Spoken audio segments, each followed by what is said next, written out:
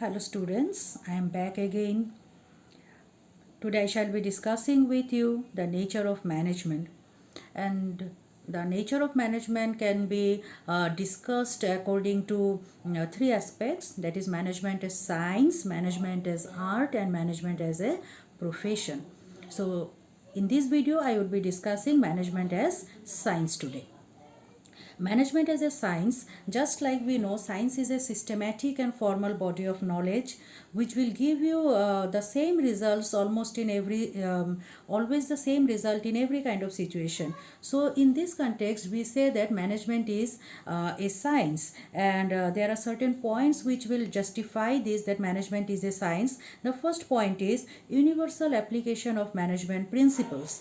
Just like the principles of science, just like the different formulae of science are similarly applicable in any kind of situation, in any place all over the world, similarly management principles are also universally applicable.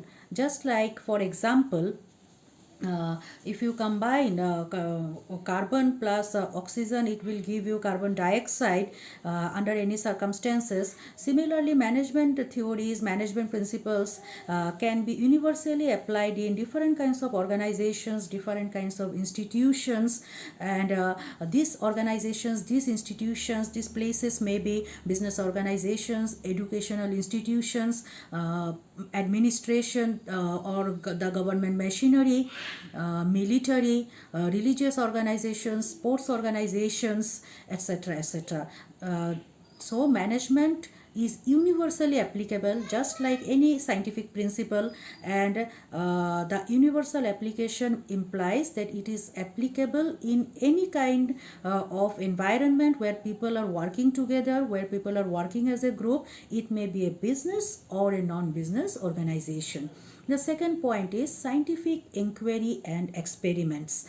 As we all know, all kind of scientific principles, all kind of scientific techniques are based on different experiments conducted, are based on different researches conducted. Similarly, management principles and the entire foundation of management science is based on scientific inquiry and experiments. From time to time, since several decades, several centuries, different management thinkers have conducted different experiments in different kinds of organizations, sometimes with employees, sometimes with products, sometimes with customers, and out of these experiments, they have come to the conclusion with certain principles, with certain theories, with certain results and outcomes, which have laid the foundation of management principles and management techniques. So all the management principles and techniques we come across are not whimsical or a sudden discovery. They have been framed on the basis of extensive study, extensive research, and different experiments conducted in different organizations with different people from time to time. Point number 3 is cause and effect relationship.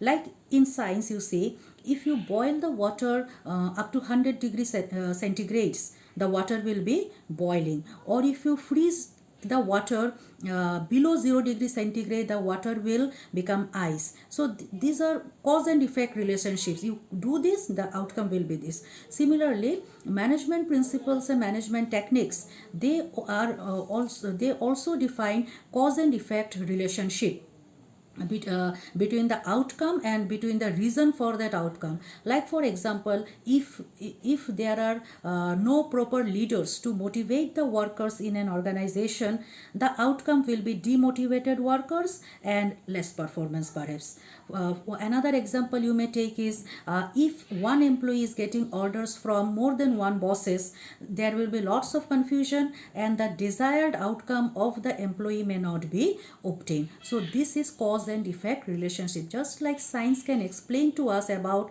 the relationship between the cause and the result of a particular experiment, similarly in management practices also we can analyze that why a particular problem has arisen, or why a situation has cropped up, and what is the reason behind that. And this understanding of cause and effect relationship goes a long way in solving different organizational problems. Point number 4 is tests of validity and predictability. The scientific experiments can be tested at any point of time. Their validation can be authenticated at any point of time. Similarly, management techniques and management principles can also be tested in terms of validity and authenticity, and how much they are applicable in different organizations. Like, for example, division of work is a very important management principle, which means that that work should be assigned to employees, work should be assigned to individuals according to their specialization, according to their expertise, according to their experience, according to their skills or training, or and even according to their interest. In that way, you can get better performance out of the employees. And if division of work is not done based on proper rationality, the outcome may be that there is less job satisfaction among the employees, and they are placed in such a job which they are not enjoying while doing, and they may not put their full commitment to the job. So in this way, the management principle can be put and they can be tested in terms of validity and predictability. And the last point why we consider management as a science is systematic body of knowledge. As we all know, pure science like physics, chemistry, mathematics, botany, biology, this kind of subjects are systematic body of knowledge. So just like that, management is also a systematic of knowledge. There are well defined management principles, there are well defined management functions, and the different techniques, the different management principles which have been cited by different management thinkers from time to time, and this can be applied in different situations, and different events can be explained in terms of the systematic body of knowledge that management has grown in the present form. So with this, I would conclude the topic that management is a science, but always remember this point that management will not give you 100% exact results, 100% accurate results, or predetermined results, just like pure science subjects like physics, chemistry, biology, or mathematics.